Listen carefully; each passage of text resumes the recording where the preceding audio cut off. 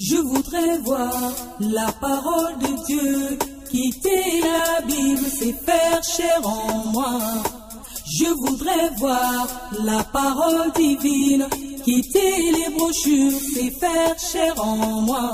Oui, en moi, oui, en moi, oui, en moi, utilise-moi. Oui, en moi, oui, en moi, oui, en moi, utilise-moi.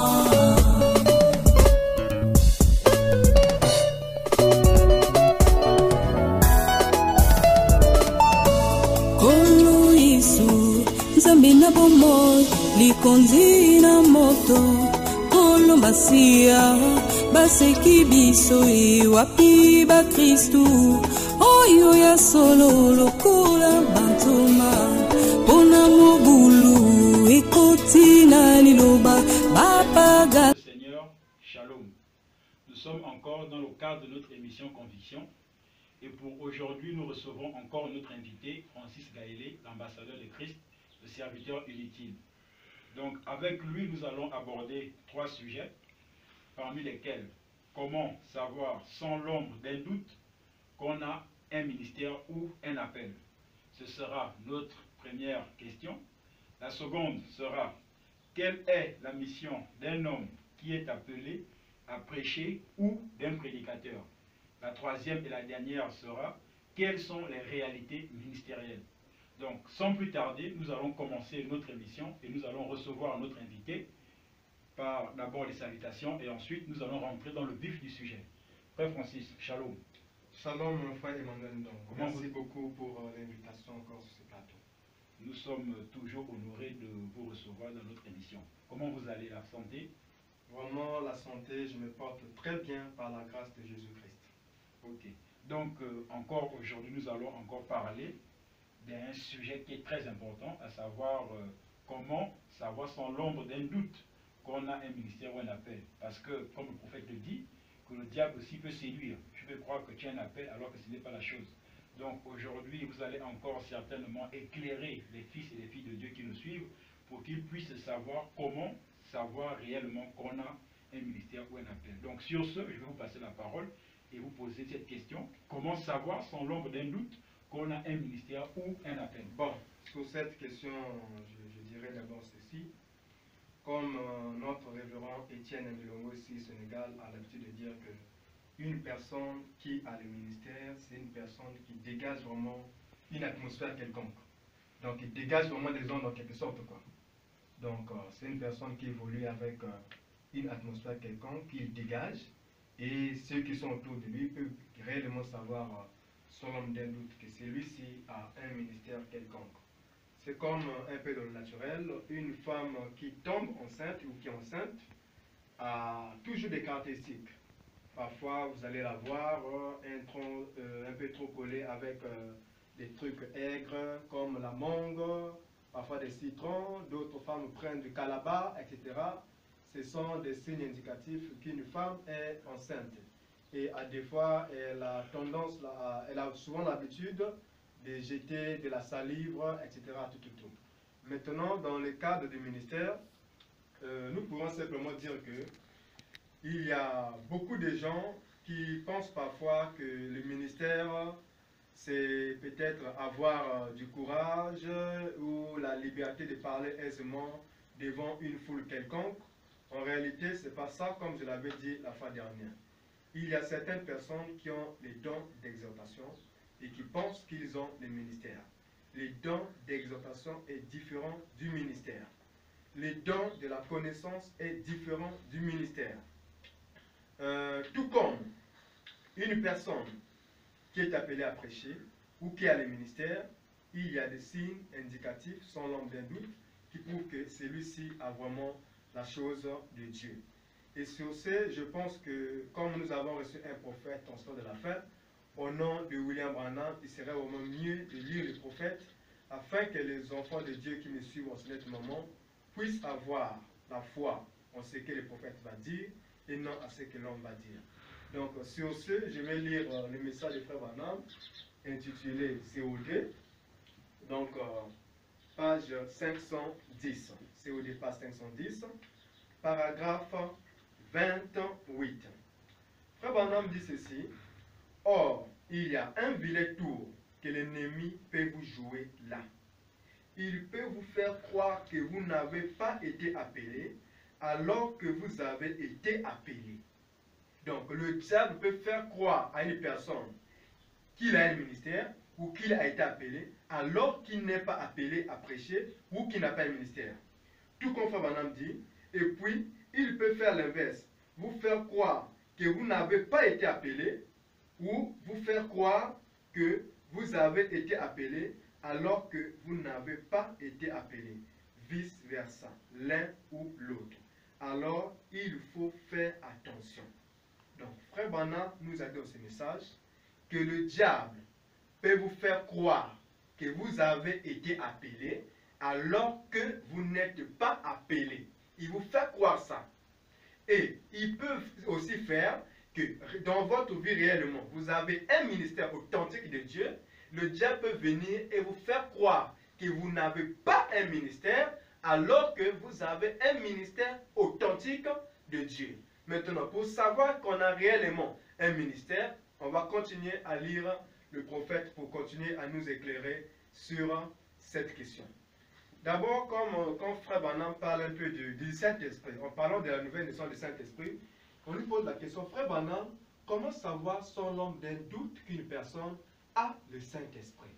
Frère Branham dit que, à mon humble avis, je pense que l'un des caractéristiques qui prouvent qu'une personne a le Saint-Esprit, c'est le travail de l'âme. Donc, la personne qui a le Saint-Esprit a vraiment un poids des âmes perdues. Donc, son souci à lui, c'est de voir des âmes venir à Christ. C'est de voir les gens abandonner les péchés et croire en Christ. Donc, ça, c'est quelque chose qui se trouve dans chaque personne qui est née de nouveau. Maintenant, pour une personne qui a un ministère quelconque, celui-là, son poids des âmes est plus élevé, est vraiment très intense. Vous voyez? Tout comme toi, tu peux avoir la soif du Saint-Esprit. Moi aussi, j'ai la soif du Saint-Esprit. Mais la soif est vraiment différente par rapport à moi et toi. Pourquoi toi? Toi, peut-être, tu es seulement appelé à être un chrétien tout simple, à exhorter, à amener les âmes par l'exhortation. Par contre, moi, peut-être, il se peut que je puisse avoir un ministère quelconque. Donc, du coup, mon poids des âmes à moi est vraiment très élevé. Généralement, une personne qui a le ministère, c'est une personne qui se soucie tout le temps des âmes perdues. Donc, chaque fois qu'il marche dans la rue, qu'il voit des hommes dans le péché, des femmes dans le péché, lui vraiment, ça lui met vraiment mal à l'aise. Donc, son souci à lui, c'est de gagner tout ce monde-là, de croire à la parole de l'heure, de croire au message, de croire à la vérité. Donc, c'est une personne qui a vraiment un poids intense des âmes perdues. Donc, à tel point que même la nuit, il prie, il jeûne vraiment afin que Dieu puisse les ramener. Et ceci, parfois, il ne s'arrête pas par là. Il continue, il va chercher des âmes, les amener à l'église. C'est comme un peu au pays, il y avait un pasteur qui, dans une église, avait un frère qui avait l'habitude d'amener des gens à l'église. Donc, chaque fois, le frère là a nécessité vraiment d'exhorter des gens. Et chaque dimanche, il apportait vraiment des invités. Et comme d'habitude, que quand une nouvelle personne vient dans une église, le pasteur, quand il rentre, il dit que non, que ceux qui sont venus pour la première fois, c'est lui. Et donnez votre nom et qui vous a invité. Chaque fois, oh non, le frère intel. Ah, le frère intel. Tel dimanche, le frère intel m'a invité. L'autre dimanche, le frère intel. L'autre dimanche, le frère intel. Donc, plein de dimanches, le frère ne faisait qu'inviter les gens. Donc, il ne faisait qu'exhorter par-ci par-là et inviter les gens à l'église. Donc, il ne faisait qu'amener des âmes à l'église pour venir écouter la parole. Et le pasteur avait compris que non, cet homme-là a un ministère. Et qu'est-ce qu'il a fait? Il va lui jouer un coup. Un bon dimanche, le pasteur va à l'église, il monte du haut de la chaire, il prie, et après avoir prié, comme d'habitude, on sait que généralement quand le pasteur prie, c'est peut-être après la prière qu'il va lire la parole de Dieu et commencer le sujet. Mais ce jour-là, après la prière du pasteur, le pasteur va dire que non, aujourd'hui, on va écouter le frère intel. S'il ne vient pas prêcher ici, là, on va plier nos bagages, on va prier et nous allons rentrer à la maison. Vous voyez ce genre de coup? Ah, ça, c'est vraiment très fort. C'est vraiment très fort. Le pasteur a dit, on doit écouter le frère intel. Et qu'est-ce que le frère va faire? va simplement se lever. Il va monter du haut de la chaise pour la première fois. Et en plus, une surprise. Et quand le bien-aimé est monté du haut de la chaise, il a prêché un sermon puissant. Les âmes étaient bénies, le pasteur était béni. Vraiment, tout le monde était béni dans cette église-là. Et le pasteur a compris que cet homme-là avait un ministère. Parce qu'il y a d'autres qui exhortent, qui amènent des âmes, mais ce n'est pas tout le temps qu'ils invitent des gens. Ce n'est pas tout le temps qu'ils amènent des gens. Ouais, donc ça, c'est l'un des caractéristiques qu'il faut qu'une personne qui a le Saint-Esprit et qui a le ministère, c'est vraiment un poids intense des âmes. Il se soucie vraiment des âmes perdues. Vraiment pour lui, il veut que tout le monde puisse croire à la parole. C'est ça vraiment son souci. Et nous allons continuer avec le frère Branham, toujours dans le COD, page 510, page 510, paragraphe 30. Frère Branham dit, page 510, paragraphe 30. Un appel de Dieu brûle tellement dans votre cœur qu'il ne vous donne aucun repos, ni les jours, ni la nuit. Vous ne pouvez pas y résister. Ça vous hante continuellement. Donc, un appel de Dieu, c'est quelque chose qui brûle en vous, nuit et jour. Frère Branham dit que ça ne vous donne aucun repos. Et c'est quelque chose auquel vous ne pouvez pas vous échapper. Donc c'est quelque chose qui vous demande une obsession, qui sont vraiment un ardent désir de prêcher, un ardent désir d'apporter la parole envers ceux qui sont en train de périr dans le monde. Tu vois? Donc Frère Branham parle de ça. Donc c'est ça réellement l'un des points qui prouve qu'une personne a le ministère. Donc là vraiment, c'est quelque chose qui brûle en lui, nuit et jour, qui ne lui laisse aucun repos. Même quand il veut s'en échapper, Dieu le poursuit. Donc c'est quelque chose auquel il ne peut pas s'échapper. Et on continue toujours dans cette lancée, parce qu'on doit dire des choses de manière claire pour que les enfants de Dieu puissent comprendre ce que c'est l'appel au ministère, ou comment savoir qu'on a le ministère. Frère Branham dit, dans le paragraphe 511, page 511 plutôt, paragraphe 35. Paragraphe 35 à 36. Frère Branham dit, il dit ceci, j'ai dit, n'allez jamais faire ça. Voyez, n'allez jamais conseiller aux gens de faire une chose pareille. Parce que d'habitude, l'homme qui tient à le faire, c'est justement l'homme qui est incapable à le faire. Donc, il y avait des gens autour de Frère Branham qui, après avoir reçu le Saint-Esprit, disaient à Frère Branham, est-ce que nous devons maintenant chercher le ministère? Pour commencer à prêcher, Frère Branham dit, n'allez jamais le faire. Généralement, l'homme qui est appelé à prêcher, c'est celui-là qui fouille. Il dit que l'homme qui est, voilà, il dit que c'est justement l'homme qui est incapable de le faire. Donc, l'homme qui est appelé à prêcher, ou qui a le ministère, c'est celui-là qui se sent en lui-même étant incapable. C'est comme Moïse. Moïse avait un authentique ministère de Dieu, et dès son enfance, sa mère lui disait que non, toi tu es un libérateur. Il savait qu'il était vraiment un libérateur, il était vraiment un prophète, il était vraiment appelé à faire quelque chose. Et c'est quelque chose qui brûlait en lui. Il voulait vraiment la libération des enfants d'Israël. Et quand il est parti avant le temps, nous avons vu qu'il a commis un fiasco, il a eu à tuer quelqu'un. Vous voyez? Donc sur ce, Moïse devait attendre le temps de Dieu. Et quand le moment était arrivé que Moïse puisse rentrer en scène pour accomplir la mission pour laquelle Dieu l'avait placé sur la terre, Moïse a dit à Dieu que, ah Dieu, moi je suis vraiment incapable.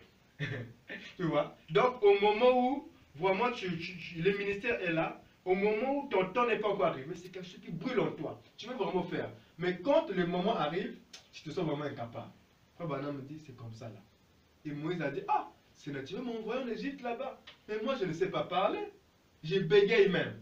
Seigneur, pas moi, cherche quelqu'un d'autre. Dieu a dit que c'est toi. Donc Frère Branham va continuer. Paragraphe 36. Il dit, l'homme qui cherche à fuir, c'est celui-là que Dieu utilise. Donc celui qui a un ministère, c'est celui-là aussi qui fuit les ministères. Et l'homme, le frère Branham dit que l'homme qui cherche à fuir dans les ministères ou l'appel, c'est celui-là que Dieu utilise. Vous voyez, s'il cherche à résister, oh frère, je vais te dire une chose. J'ai la vocation en moi. Mais fiou, oh mon gars, ça me coûte terriblement de me lancer. Vous voyez? Donc l'homme là, il sait que j'ai la vocation en moi. Mais il me dit que ça me coûte terriblement de me lancer. Comme madame dit, eh bien, voilà, vous voyez, cherchez à fuir. Donc l'homme qui a un ministère de Dieu, c'est celui-là qui cherche toujours à fuir le travail de Dieu. Parce que c'est un travail très coriace. Frère Branham dit être ministre de l'évangile ou prédicateur, c'est la fonction la plus haute du monde entier. Donc tu es plus que le président de la République, tu es plus que les rois de ce monde, tu es plus que les ministres des gouvernements de ce monde, tu es plus que tous les postes qu'on peut trouver sur la terre. Donc c'est la fonction la plus haute, la plus élevée, selon Dieu. Et c'est un travail aussi très très difficile. Raison pour laquelle ceux qui s'y connaissent réellement dans ça, sachant que le travail est dur, ils cherchent à faire quoi? À fuir. Le frère Branham va continuer dans toujours COD, page 511 plutôt, paragraphe 38 à 39. Frère Branham dit, prenez par exemple Paul. Pensez-vous que Paul aurait pu échapper à sa vocation? Oh frère, il ne le pouvait pas. Ça le hantait nuit et jour. Donc il faut que ça puisse te hanter. Il faut que ça soit vraiment une, comment dirais-je? Il faut que ça soit vraiment, quel mot trouverais-je pour ça? Une obsession. Voilà, il faut que ça soit une obsession. Donc quelque chose qui vous tourmente, qui vous dérange nuit et jour. Il faut que vous puissiez prêcher. Il faut que vous puissiez apporter la parole. Donc c'est quelque chose qui vous obsède nuit et jour. Donc vous n'avez aucun repos. Frère Branham me dit ceci encore. En descendant, il dit que, oh frère, il ne pouvait pas. Ça le hantait jour et nuit. Carrément, si bien qu'il a quitté son église, qu'il a tout quitté. Et il est parti, je crois que c'était l'Asie, n'est-ce pas? Et il est resté là-bas pendant 3 ans à étudier les Écritures pour voir si c'était vrai ou pas. Vous voyez? Pour voir si Dieu l'avait réellement appelé. Donc il faut être sûr que Dieu t'a réellement appelé. Dieu t'a réellement appelé. Il faut être sûr. Si ce n'est pas ça, frère, il y a vraiment un grand fiasco qui vous attend. Frère Branham dit paragraphe 39. Donc, si Dieu vous appelle frère, et que dans votre cœur, c'est une obsession continuelle, alors je dirais, rejetez tout fardeau et le péché qui vous enveloppe si facilement. Vous voyez, si. Mais si ce n'est pas une obsession, alors à votre place, je n'y songerai pas trop. Autrement dit, laissez tomber. Parce que les ministères, ça doit être une obsession, quelque chose qui brûle en vous, nuit et jour. Donc vous n'avez aucun repos. Tant que vous n'entrerez pas en service, tant que vous ne prêcherez pas l'évangile de Dieu. Donc il faut vraiment être sûr de toutes ces choses-là. Le frère Branham descend au paragraphe 44. Paragraphe 44 de la même, de 500 pages 510, COD, paragraphe 44, il dit, là vous dites, c'est frère Graham, là vous dites, c'est frère Branham qui m'a dit que je devrais le faire. Vous voyez, et peut-être que si quelque chose arrivait à frère Branham, que je me fasse tuer, ou que je meure, ou que je parte, alors vous voyez, votre vocation est terminée dans ce cas. Le frère Branham avait reçu une question, donc toujours la même question, comment savoir selon d'autres qu'on a un ministère. Et frère Branham savait que ce frère-là avait le ministère. Mais frère Branham ne voulait pas lui en parler. Parce que si frère Branham lui en parlait, cet homme-là devait se fier aux paroles de frère Branham. Et que le jour où Dieu devait retirer frère Branham de la terre, le ministère de cet homme-là s'arrêterait. C'est comme aujourd'hui, le pasteur peut te dire que, ah, frère, moi je vois que toi tu as un ministère. Mais toi-même, tu dois être sûr. Le pasteur, c'est un homme. Il peut se tromper. S'il se trompe et que tu te focalises sur ça, que tu as un ministère, le jour où le pasteur va mourir, tu vas arrêter le ministère. Vous voyez? Donc, il faut être sûr. C'est comme beaucoup de gens ont tendance de dire que non, ah, frère, je sens que ça brûle. Hein. Je sens vraiment ça brûle. Hein. La manière dont tu expliques la parole, apparemment, tu as un ministère. Hein. Et on se base sur ça pour dire que j'ai un appel. Ça, c'est faux. Ça, c'est faux. Donc, en réalité, on ne devrait pas se focaliser sur ce genre de choses. Il faut se focaliser sur la parole. Il faut que Dieu vous appelle réellement. Et que Dieu puisse vous révéler réellement que mon fils, tu as un appel. Et que ça soit une obsession qui brûle en vous nuit et jour. jusqu'à ce que vous entrez en service. En ce moment-là, vous serez en paix. Frère Branham dit, il continue, alors vous voyez, votre vocation est terminée. Dans ce cas, mais si c'est Jésus qui vous appelle, frère, tant qu'il y aura une éternité, cet appel continuera à retentir. Voyez? Et là, vous savez à quoi vous en tenir. Donc, quand Jésus vous appelle, donc l'appel en vous, c'est une obsession. L'appel va continuer à retentir. Et quand Jésus vous appellera, vous saurez à quoi vous en tenir. C'est comme Paul disait, je sais en qui j'ai cru. Je connais ma position. Je sais qui je suis. Parce qu'il connaissait sa position en Christ. Et je vais lire le dernier message. Mon dernier message, toujours page 582. Page 582. C'est toujours la preuve du ministère. Comment savoir que vous avez le ministère? Page 582, paragraphe 484-485. Frère Branham dit ceci. Paragraphe combien? 484, 485. 484 à 485. Frère Branham dit ceci. Mais il vaut mieux. Il dit non. Ouais, il dit ceci. Excusez-moi. Je me sens un peu culpabilisé là. Je connais ma vocation et j'ai affermi mon élection. Oui, vous venez de dire là, si vous êtes prédicateur, vous devrez avoir une chaire. Il dit, oui monsieur, c'est exact. Je ne sais pas. Il dit, je ne sais pas, prédicateur. Je suis évangéliste. Oui monsieur, mais ma chaire, c'est celle du monde. C'est celle de tout le monde. Il dit, c'est exact. C'est le mot voilà. En ce moment, je travaille. Je fais un travail physique. Donc ça, c'est un frère qui avait un ministère, qui exerçait déjà. Donc il avait un ministère évangélique. Donc il l'exerçait déjà. Il posait cette question à Frère Branham, comment savoir que j'ai vraiment la chose, tout. Frère Branham nous dit, il dit ceci, c'est exact. Il dit, je fais un travail physique. Il dit, ce n'est pas un travail dur, mais je travaille et je n'ai pas de chair à moi. Et je crois que cette période où je travaille, c'est dans la volonté du Seigneur. Il m'a dit de le faire. Par la parole et l'esprit, on a rendu témoignage. Et je crois que plus tard, des portes s'ouvriront pour que j'accède à la chair. C'est exact, frère. Frère Branham dit ceci. Frère, bon, si vous allez chercher les vieux livres de l'Église, vous verrez là que pendant 17 ans, j'ai été pasteur de cette Église. Je prêchais tous les jours. Je prêchais tous les jours et je travaillais tous les jours.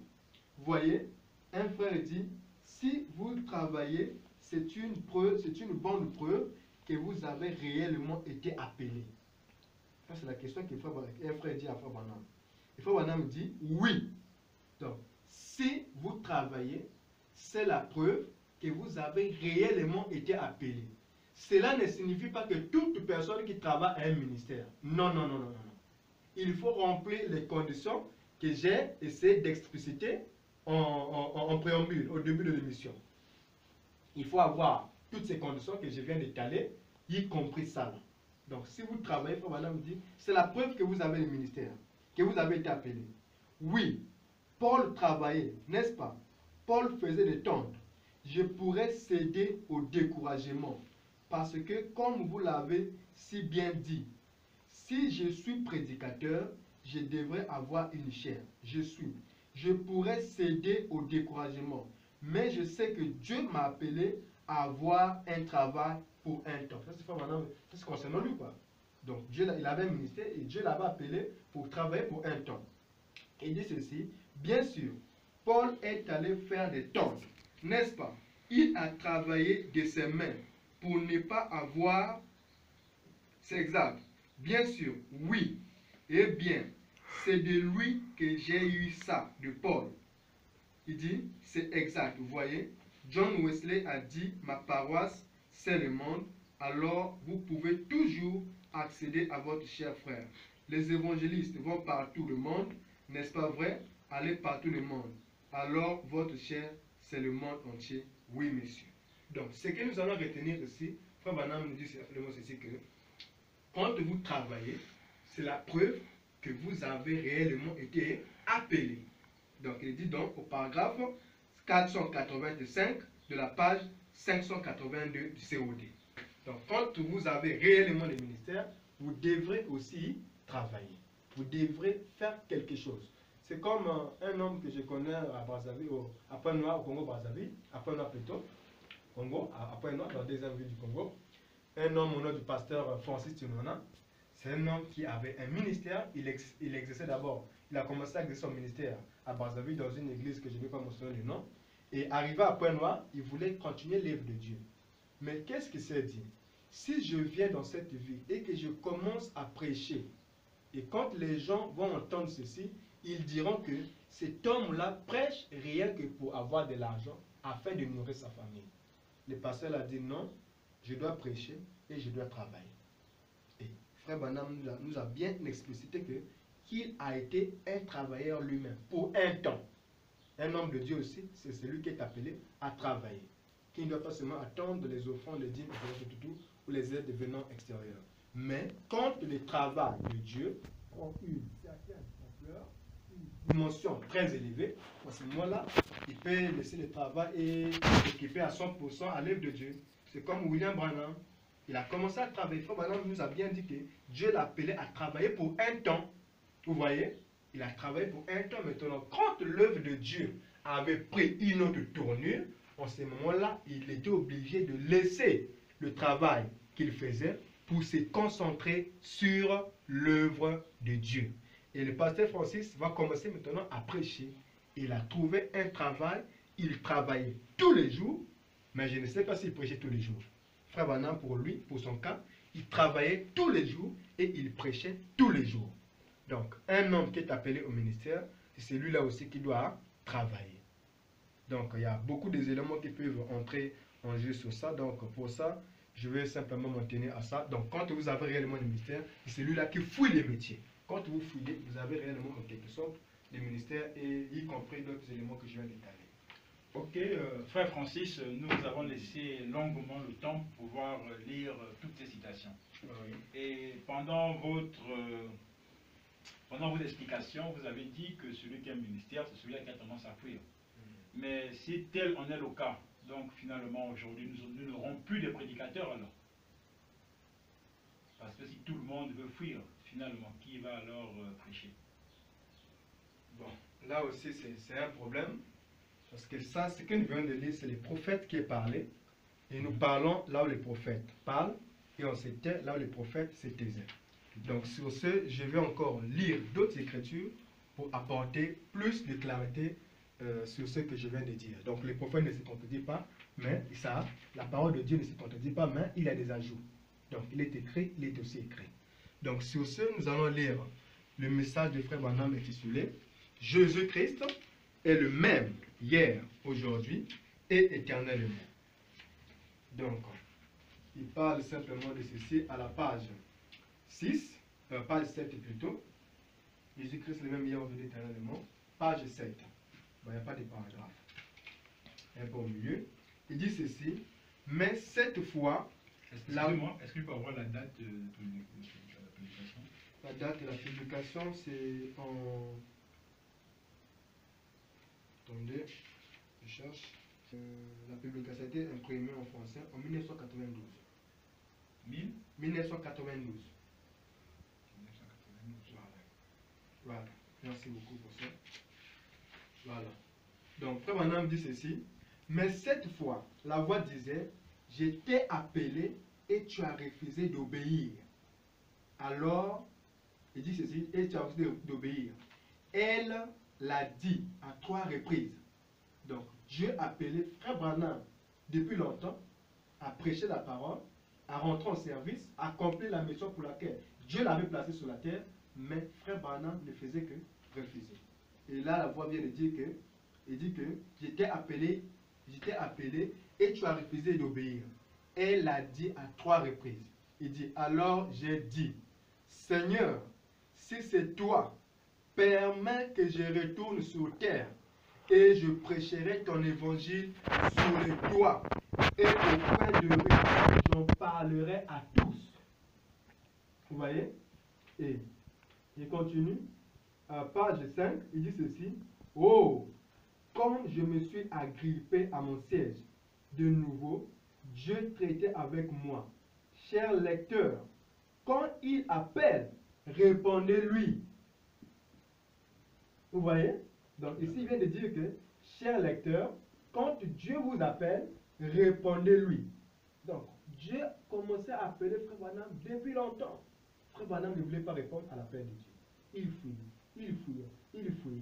Et qu'est-ce que Dieu va faire? Il va commencer à frapper. Il va retirer son frère aîné, je crois bien, son frère aîné. Dieu va le retirer de la surface de la terre. Et c'était la première mort dans la famille Branham. Et Dieu faisait tout simplement pour interpeller la conscience de William Branham que moi, je t'appelle, je ne veux pas, et Dieu rentre dans la famille. Nous avons vu le pasteur Nathan Epingue. C'est un homme que Dieu appelait au ministère depuis longtemps. Mais chaque fois, il ne faisait que dévier. Et qu'est-ce que Dieu a fait? Il est rentré dans l'accident. Il a retiré son fils. Il a retiré, je crois bien, l'un des membres de sa famille. Et lui-même, il avait vraiment des blessés tout de gauche à droite. Sa femme aussi, blessée tout.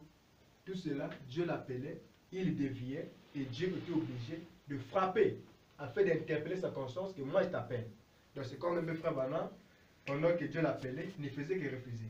Il ne faisait que refuser, il ne faisait que fuir, il ne faisait que fuir.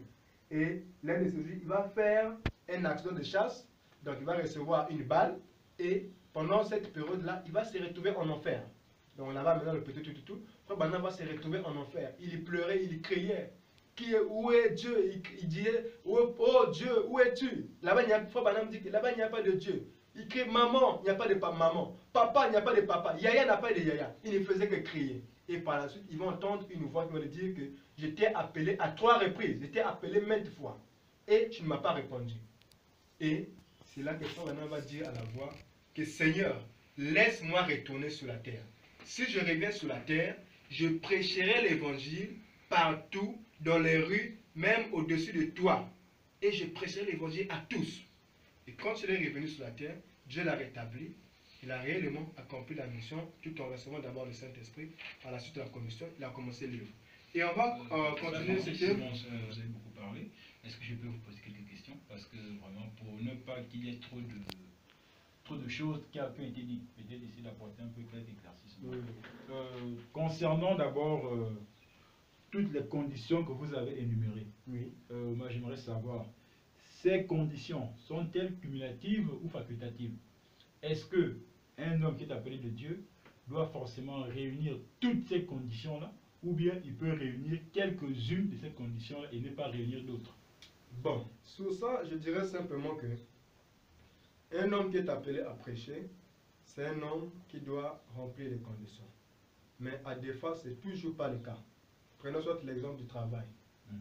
Il y a des gens qui ont les ministères réellement, qui ont été appelés de Dieu, mais qui ne travaillent pas au moment où ils étaient appelés.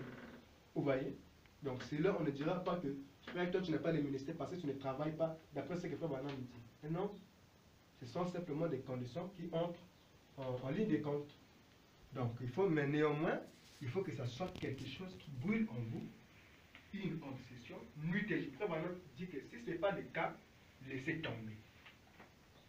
Donc il faut que ce soit l'obsession qui brûle en vous, nuit et jour, que vous devrez forcément apporter la parole. C'est quelque chose qui vous hante, qui vous obsède.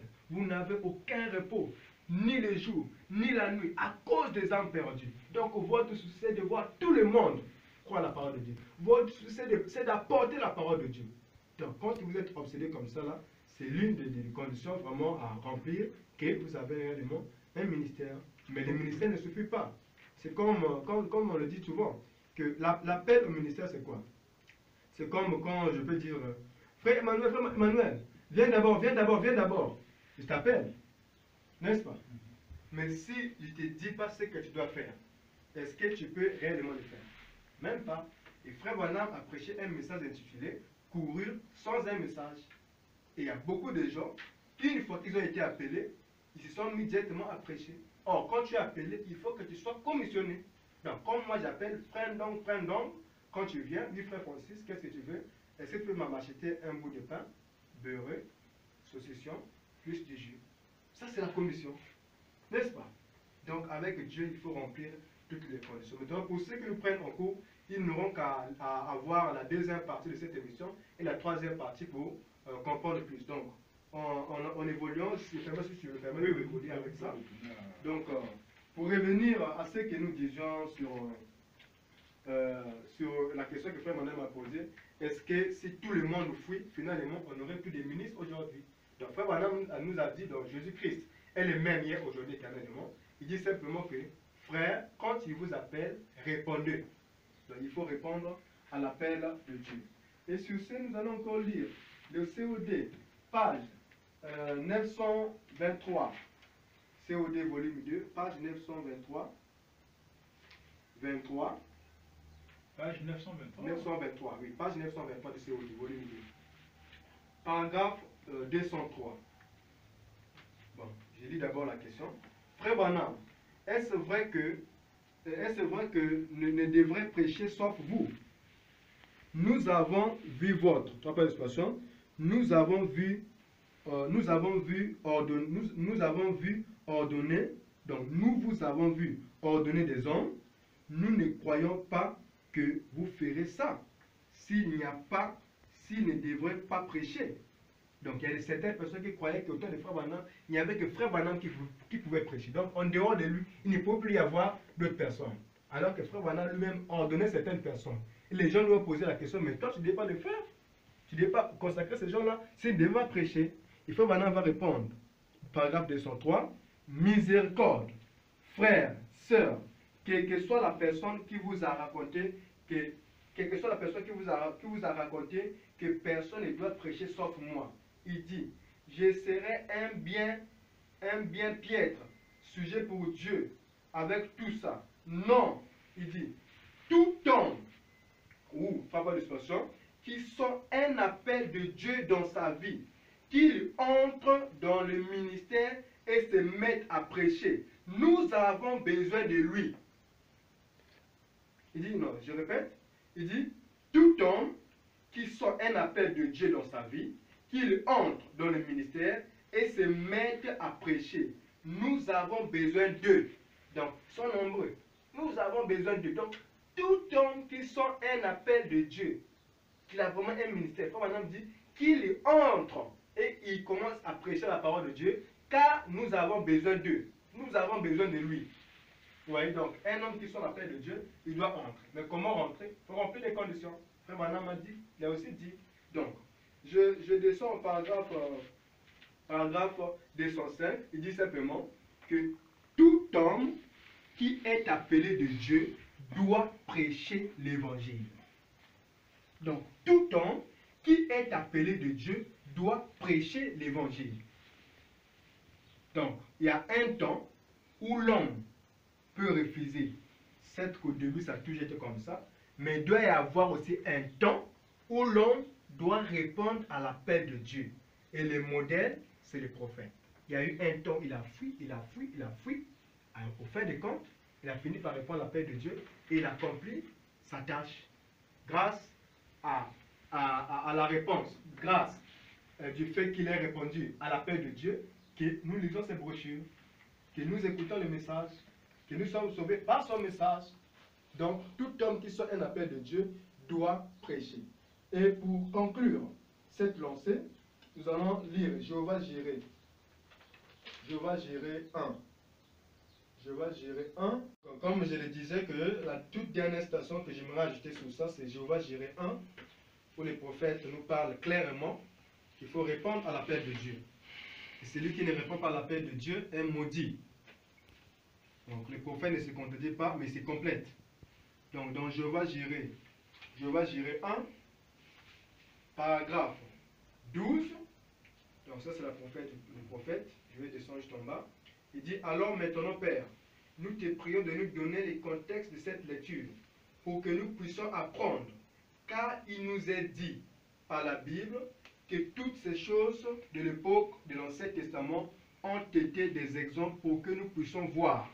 Il dit ceci, ceux qui obéissent à l'appel de Dieu sont bénis. Donc ceux qui répondent à l'appel de Dieu au ministère, ils sont bénis. Il dit ceci, ceux qui les rejettent sont maudits. Donc, ce qu'il faut retenir, c'est que quand Dieu appelle, il y a un temps où l'homme peut refuser l'appel. Ça, c'est vrai de façon générale. Nous avons vu ça avec plusieurs certains de Dieu dans la Bible. Moïse, on est un, Paul, y compris les autres. Branham aussi a refusé. Mais il doit y avoir un temps où vous devez répondre à l'appel de Dieu. Celui qui répond à l'appel de Dieu est béni. Et celui qui ne répond pas à l'appel de Dieu est maudit. Voilà ce que je pouvais compléter sur ça. Merci, frère Francis, pour ces citations qui, sans l'ombre d'un doute, vont vraiment éclairer les fils et les filles de Dieu. Je tenais à dire que lorsque vous avez lu dans le COD volume 2, page 923, paragraphe 223, 203 autant pour moi, cela m'a rappelé la chanson de notre bien-aimé frère Sylvain Aquala sur laisser-les prêcher. Parce que là, le Branham disait qu'il serait un piètre prédicateur s'il disait qu'il n'y avait que lui qui avait besoin de prêcher. Donc vraiment, nous vous remercions pour cela et nous rappelons brièvement que le frère Francis a lu dans le COD volume 2, à la page 510, à la page 551, à la page 582, et il a aussi lu dans Jésus-Christ est le même hier, aujourd'hui éternellement, à la page 7 et à la page 5. Et pour terminer, il a lu dans Jéhovah Jireh 1, paragraphe 12. Donc, nous croyons que les fils et les filles de Dieu sont suffisamment outillés pour reconnaître et savoir sans l'ombre d'un doute qui a un appel pour pouvoir prétendre au ministère. Donc, vraiment, nous remercions l'homme de Dieu pour ces éclaircissements et nous allons sans plus tarder passer à la seconde question, qui est la suivante. Quelle est la mission d'un homme qui est appelé à prêcher ou d'un prédicateur? Donc, nous savons qu'un prédicateur, c'est celui-là peut-être qui commence peut-être dans le ministère, et un homme qui prêche déjà, c'est quelqu'un-là, par exemple, qui a une église, qui gère les troupeaux. Et donc, par rapport à ça, le frère Francis va essayer un peu de nous expliquer quelle est sa mission. La parole. Donc, la mission d'un prédicateur ou d'une personne qui est appelée à prêcher, qui répond à l'appel de Dieu, comme nous venons de l'expliquer sur comment savoir que vous avez un appel de Dieu. Nous avons étalé beaucoup de choses. Nous ne disons pas que vous avez vraiment bien compris la chose. Maintenant, une fois que vous sentez en vous l'appel et que vous êtes suffisamment sûr, sans l'ombre d'un doute, que vous avez l'appel de Dieu, la mission du prédicateur, c'est les livres de Marc. Marc 15, Marc 16, à partir du verset 15 jusqu'à 20, où il est dit qu'il allait partout dans le monde et prêcher la bonne nouvelle à toute la création, que celui qui croira et qui sera baptisé sera sauvé. Voici les miracles qui accompagneront ceux qui auront cru. En mon nom, ils chasseront les démons, ils prendront des breuvages mortels, et cela ne leur fera pas de mal. Et toujours dans ces passages-là, la Bible dit que le Seigneur confirmera la parole avec des signes, prodiges, miracles, y compris tout ce qui s'en suivent. Donc la mission d'un prédicateur, de façon générale, c'est de prêcher la bonne nouvelle, de prêcher l'évangile. Comme nous venons de lire sur Frère Branham, qui dit que tout homme qui sent un appel de Dieu, il doit répondre à l'appel de Dieu et commencer à prêcher. Ceci peut peut-être sembler contredire ce qui a été dit dès la première partie de l'émission, dès la première partie, où nous avons parlé qui a le droit de prêcher le message ou les étapes du ministère. Parce que celui qui sent l'appel ne doit pas entrer à la va-vite comme ça là. Il faut que Dieu puisse lui rencontrer. Il faut que Dieu puisse lui commissionner. Et sur ça, nous allons lire l'Écriture.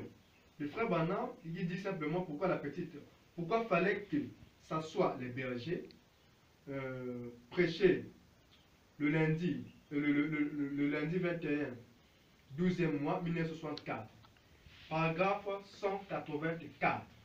Frère Branham dit, personne n'a le droit de monter à la chaire sacrée pour prêcher la parole avant d'avoir, comme Moïse, rencontré Dieu lui-même sur une telle, avant d'avoir rencontré Dieu lui-même. Nous avons lu dans le COD, page 923, où Frère Branham a dit que tout homme qui sort un appel de Dieu entre et commence à prêcher. Mais ce n'est pas comme ça, là va vite. Donc, Frère Branham, c'est complète dans plusieurs messages. Ici, il peut dire un peu, le complément de ça vient dans l'un du message, l'autre complément vient dans l'autre message. Donc, Frère Branham ne fait que se compléter. Donc là, il nous a dit que personne n'a le droit de monter à la chaire sacrée. Donc, premièrement, c'est d'abord une chaire sacrée qui ne mérite pas d'être donnée par un délinquant, ni comment dirais-je, ni comme le terme que Frère Branham utilise, un prédicateur charlatan. Donc, ça mérite un homme qui a rencontré Dieu comme Moïse. Il dit ceci, Dieu lui-même. Il dit ceci, Moïse était là. Peu importe ce que les messagers d'Israël disaient. Oh, c'est du non-sens. Tu n'as fait qu'imaginer tout cela. Je descends en bas, il dit, et personne à cause d'un diplôme de théologie ou d'un quelconque diplôme de doctorat n'a le droit de se tenir derrière la chaire pour proclamer le message de Jésus-Christ avant d'avoir premièrement rencontré Dieu face à face dans la colonne de feu. Il n'a pas le droit de se dire messager. En effet, tous les théologiens du monde pourraient vous en dissuader. Il a exprimé cela, vous étiez là, vous savez ce que c'est. Peu importe ce que quelqu'un d'autre dit ou combien il peut dire, ces jours sont passés. Ce n'est pas ça. Vous savez expliquer la chose, elle. Elle est conforme à la parole. Ça, c'est d'abord pour compléter concernant l'appel, que tout homme qui sent un appel de Dieu, qu'il entre et commence à prêcher. Mais Frère Branham complète, qui a le droit de prêcher, c'est celui-là qui a rencontré Dieu face à face. Donc, une fois que tu rencontres Dieu, c'est là que tu reçois ta mission. N'est-ce pas, Frère Emmanuel? C'est comme je vous l'ai dit au préalable, je peux vous appeler, Frère Emmanuel, viens d'abord. Quand tu viens, tu réponds à mon appel. Et moi, je dois te dire le ce pourquoi je t'ai appelé. Je dirais, Frère Emmanuel, si je t'ai appelé, c'est parce qu'en ce moment, je suis malade, donc je ne suis pas en état de pouvoir me déplacer, ni d'acheter quoi que ce soit. Donc, de ce fait, je te prie de m'acheter un morceau de pain, beurré, saucisson, plus du jus. Donc là, je te commissionne. Je te donne l'ordre de mission. Donc, je t'ai appelé. Quand je t'ai appelé, tu m'as rencontré face à face, comme Moïse. Donc, il faut avoir rencontré Dieu face à face. Une fois que tu me rencontres, je vais maintenant te donner la commission, le ce pourquoi je t'ai appelé. Et une fois que tu auras la mission, je vais maintenant exercer. Donc, la mission générale d'un Éphésiens 4, c'est d'aller prêcher la bonne nouvelle à travers le monde entier, de prêcher l'évangile de Jésus-Christ, le même hier, aujourd'hui et éternellement. Et sur ce, nous allons continuer à éclairer toujours les enfants de Dieu qui nous suivent. Nous pourrons prendre donc la mission de Dieu. Nous allons prendre le message hébreu.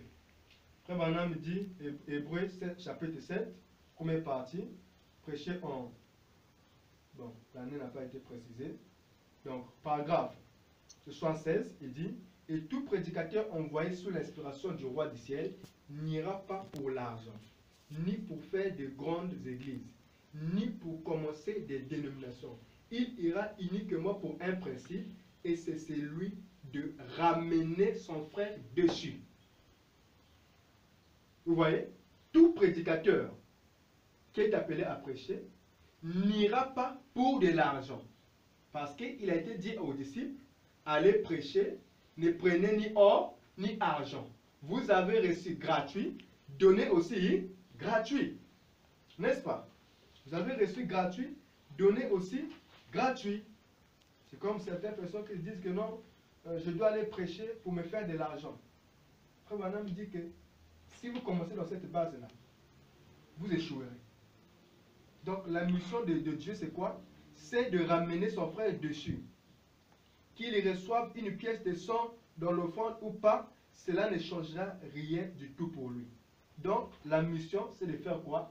Ramener son frère dessus. Donc ramener les âmes à Christ. Ramener les âmes à Christ, en d'autres termes, on veut dire, faire de sorte qu'une fois que tu as prêché ces gens-là, que ces gens-là puissent recevoir Christ, le Saint-Esprit dans l'âme. Vous voyez? Et en parlant du Saint-Esprit dans l'âme, donc amener les âmes au salut, recevoir le Saint-Esprit. C'est comme mon frère Branham le disait au temps de, on s'entend, que Oral Robert, quand il partait faire des campagnes d'évangélisation, il peut prêcher la parole à 1000 personnes. Ces 1000 personnes-là se convertissent. Soit-disant, ils sont les termes convertis, ils sont convertis.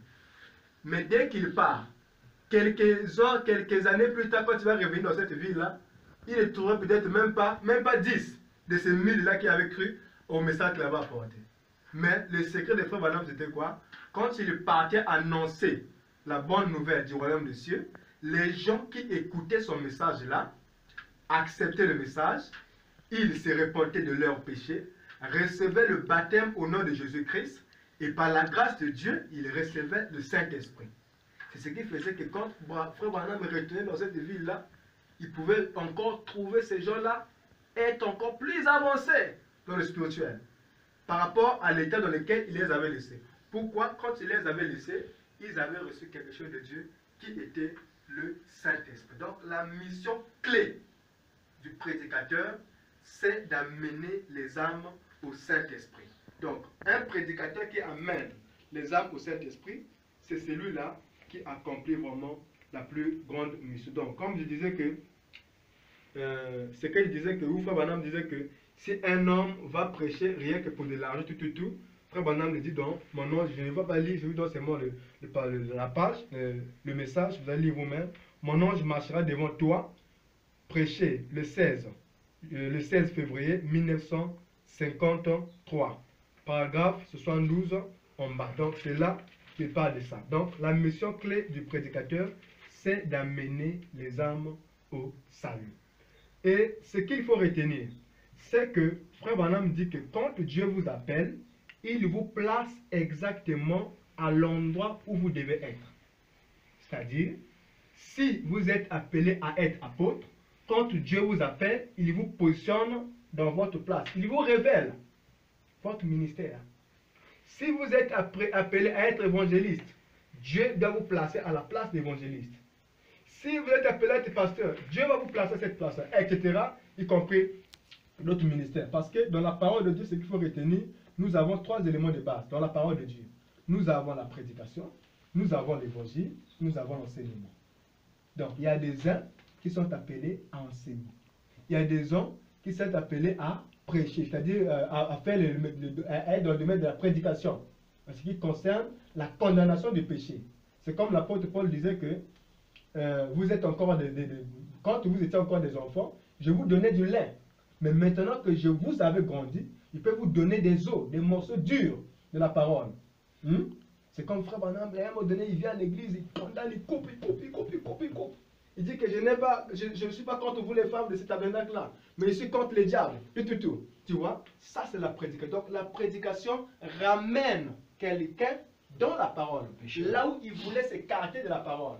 Donc frère Branham dit que la prédication, ça fait sortir le pécheur et l'amène à Christ. Mais ça ne concerne pas seulement le pécheur, ça concerne aussi celui qui écoute déjà depuis longtemps des années. Parce qu'il y a des gens qui écoutent depuis longtemps, mais quand Dieu constate que dans leur vie, ils commencent à s'écarter de la parole, et Dieu suscite un homme qui va donner un fouet.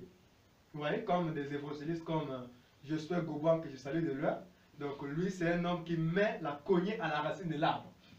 Quand ça ne marche pas, lui, il vous dit que là, frères, sœurs, nous avons failli. Voilà la manière dont que nous devons marcher. Vous voyez? Vous voyez un peu le frère sauvé. Lui aussi, quand il rentre, ça, il conne, mais de façon générale, lui, c'est dans l'enseignement. Parce que frère Branham dit que l'enseignement, c'est la colonne vertébrale de l'église. N'est-ce pas? Donc l'enseignement, c'est la colonne vertébrale de l'Église, c'est-à-dire le positionnement de l'Église dans la parole, dans les Écritures. Vous voyez? Et hormis ça, nous avons aussi ce qu'on appelle l'Évangile. Parce que tout cela va de pair. D'autres sont appelés à prêcher, donc être évangéliste, à cogner, à manifester la puissance. D'autres sont appelés à enseigner, à positionner l'Église par rapport aux Écritures, par rapport à la parole. C'est comme un jour là, je causais avec un frère là, qui disait que non frère, frère Vanam dit ceci que la colonne de feu, c'est sa propriété privée. Donc la colonne de feu est la propriété privée du prophète. Donc en dehors de William Branham, aujourd'hui, on ne peut plus continuer à parler de la colonne de feu. Mais celui qui a un ministère d'enseignement, lui quand il viendra, il vous prendra des Écritures. Frère Branham dit que cette colonne de feu n'a rien à voir avec moi. L'un de ces jours, je mourrai. Elle continuera à vous assister. Elle continuera à visiter l'église. Et cette colonne de feu est avec chacun de vous, maintenant même. Elle n'a rien à voir avec moi. Donc l'enseignant, c'est celui-là qui vient vous révéler, qui vient vous éclaircir sur les Écritures. Voilà ce que la promesse dit, que nous devons marcher comme ceci. Donc, et l'apôtre, lui, il vient mettre de l'ordre. Là où le pasteur a failli, là où l'évangéliste a failli, là où je ne sais pas qui encore, le docteur a failli, il vient mettre de l'ordre sur ça. Donc, quand il y a un désordre, l'apôtre doit intervenir pour ramener les gens à la parole. Donc, chacun a un ministère bien déterminé et bien particulier. Frère Branham dit que quand Dieu vous appelle, il vous mettra à l'endroit où vous devez être. Il doit vous révéler votre ministère. Et selon chacun, vous allez manifester selon les ministères que Dieu vous a donnés. Et il y a aussi les ministères évangéliques. Donc, nous parlons de l'évangile. Nous avons parlé de 3 éléments. Nous avons parlé de la prédication, nous avons parlé de l'enseignement, et nous sommes sur l'évangile. Donc, l'évangile, c'est quoi? N'est rien d'autre que la manifestation de la puissance de Dieu dans l'église.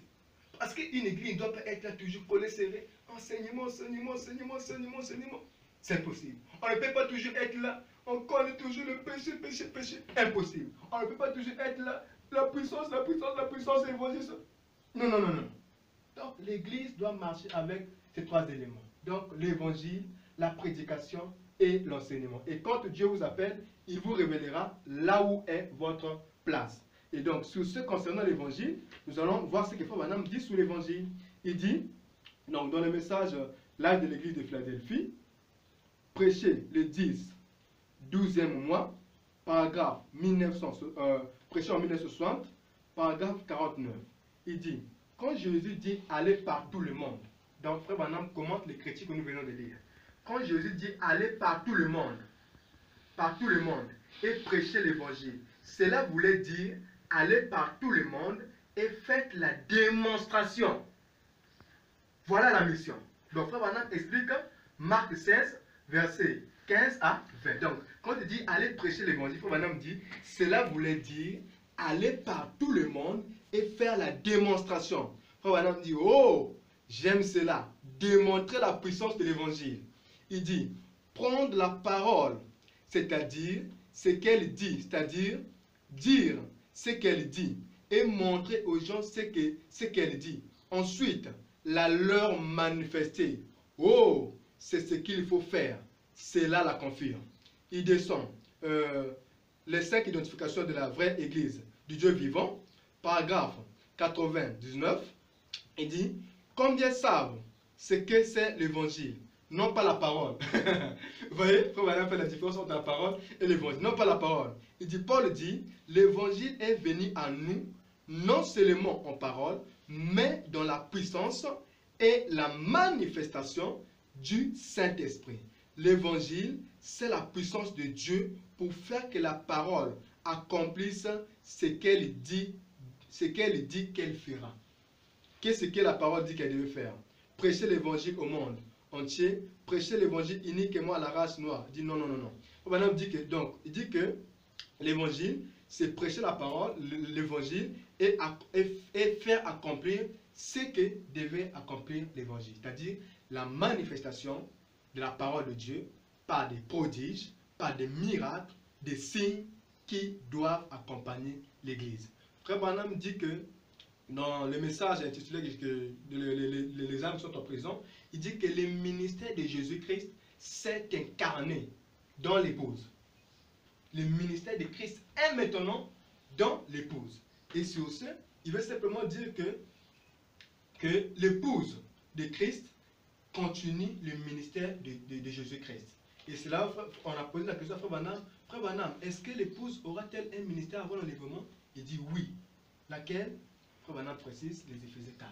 Donc les Éphésiens 4 font aussi partie des membres de l'épouse. Donc la mission générale du prédicateur, c'est d'amener les âmes au Saint-Esprit et d'amener les âmes à manifester Dieu. Non seulement à s'arrêter au Saint-Esprit, mais de manifester Dieu.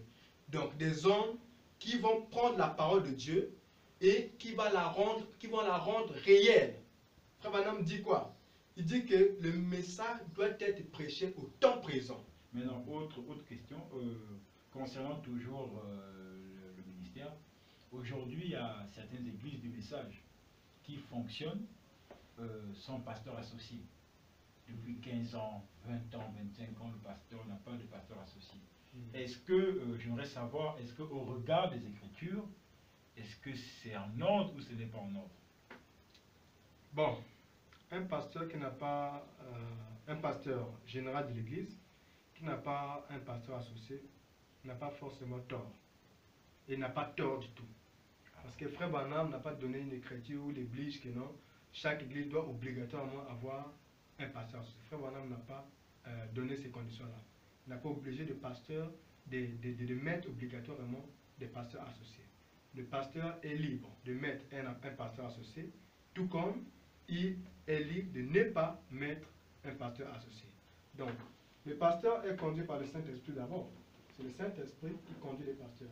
Et c'est le Saint-Esprit qui conduit l'Église au travers du pasteur.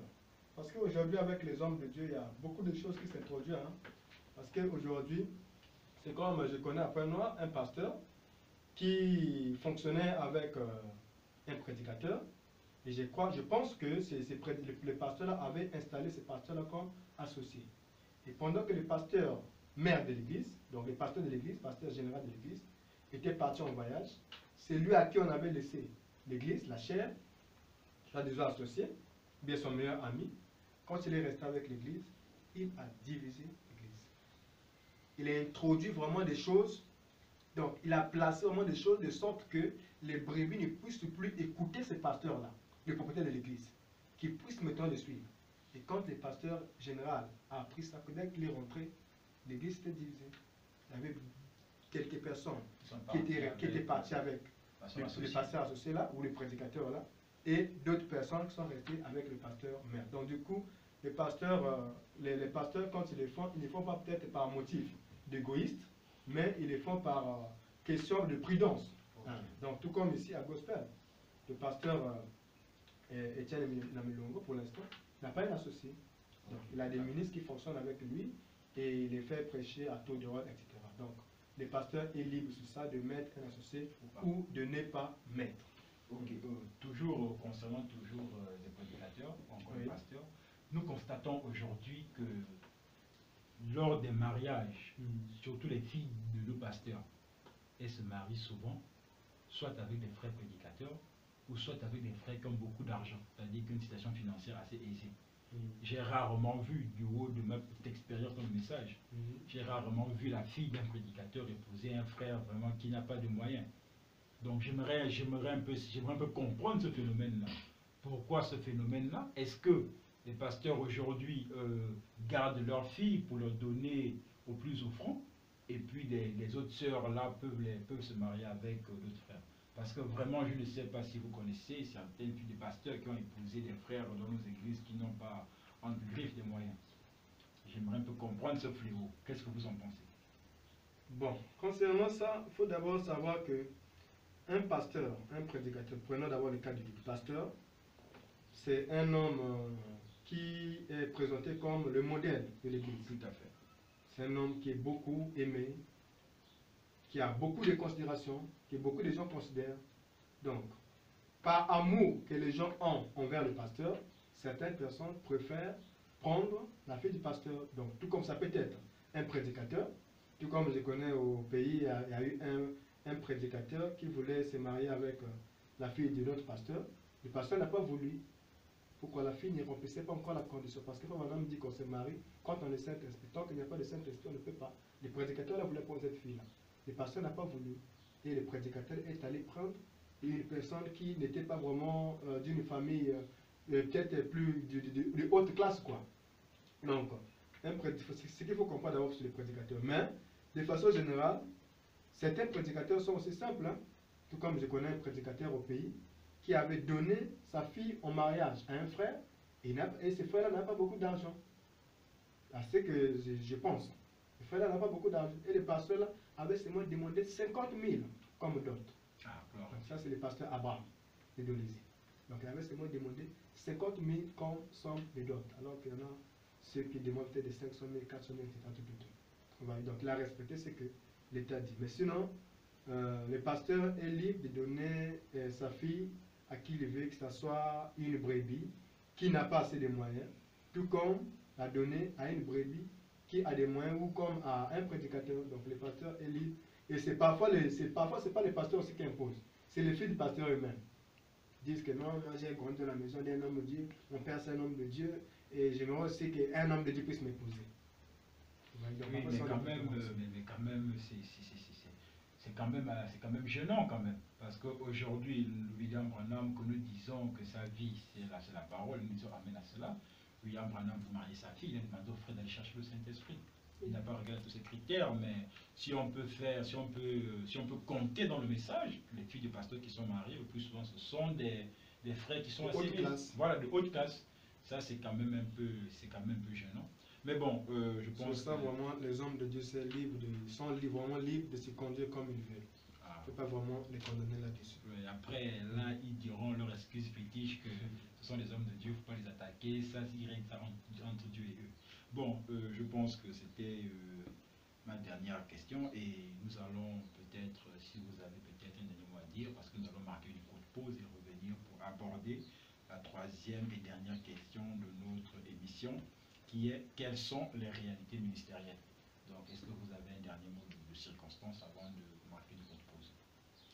Bon, les derniers mots que je peux dire à tous ceux qui me suivent en ce moment, c'est que ce que nous venons d'apprendre sur les ministères, ce sont vraiment des éléments clés. Nous avons appris beaucoup de choses là-dessus et nous avons commencé à parler de ça depuis longtemps. Donc, j'espère que vous avez vraiment compris beaucoup de choses là-dessus. Et au reste, Dieu vous conduira et vous révélera par la suite. Donc, on ne peut plus continuer toujours à parler sur les mêmes éléments. Comme le frère vient de l'annoncer, que la prochaine fois, ça sera sur autre chose. Donc, sur ce, j'aimerais demander des excuses à ceux qui nous suivent si j'ai vraiment dit des choses qui leur ont achoppé. Donc, je vous prie de me pardonner pour cela, de mettre cela dans les camps de mon ignorance, de me pardonner pour ça et de beaucoup prier pour moi. Et je vais simplement terminer pour saluer premièrement mon révérend Étienne Nyamilongo, qui m'a conduit au Saint-Esprit, qui grâce à son ministère, j'ai reçu le Saint-Esprit. Je salue le frère bienvenu, l'apôtre. Je salue le frère Jospin. Je salue le docteur Loulon Sauvé. Je salue les révérends Kalumbu. Je salue les révérends pasteur Tsiloulou Jacques, le pasteur Achille, l'apôtre Sousson Teddy. Je salue le frère Bécherel, l'homme du surnaturel, l'homme qui veut à tout prix parler avec lui face à face. Je salue tous mes bien-aimés dans la foi. Au reste, que Dieu vous bénisse. Donc, nous allons rendre l'antenne pour une courte pause. Ne quittez pas, nous revenons juste après pour continuer notre émission. Que Dieu vous bénisse. Nalingina mora, lobana yo, kotika babushuro, kusala katinanga.